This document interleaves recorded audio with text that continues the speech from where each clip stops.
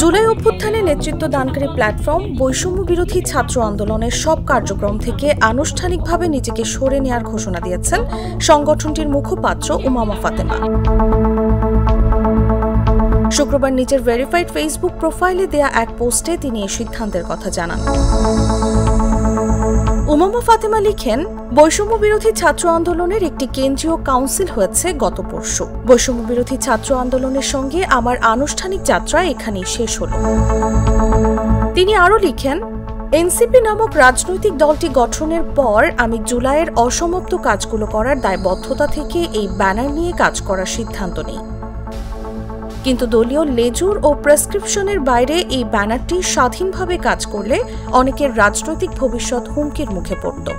তাই আমার উপর অনলাইন ও অফলাইনে ভয়াবহ চাপ সৃষ্টি করা হয় যাতে আমি এই ব্যানার নিয়ে কাজ না করি।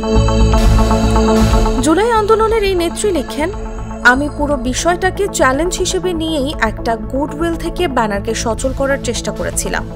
যে মানুষগুলোর সঙ্গে আমি পাশে দাঁড়িয়ে মিটিং করছি, মিছিল করছি, তারাই পরিকল্পিতভাবে জুনিয়রদের দিয়ে আমার বিরুদ্ধে স্মিয়ার ক্যাম্পেইন চালায়।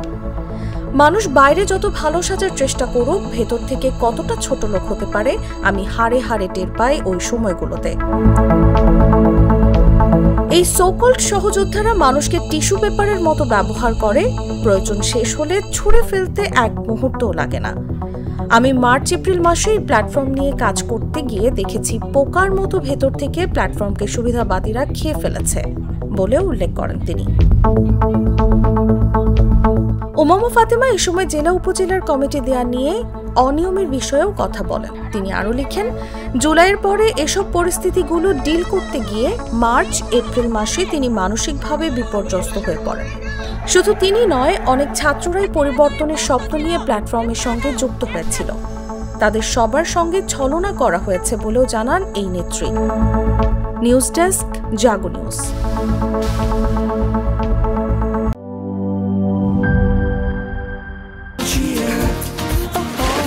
চিল হবে রিফ্রেশিং মুডে।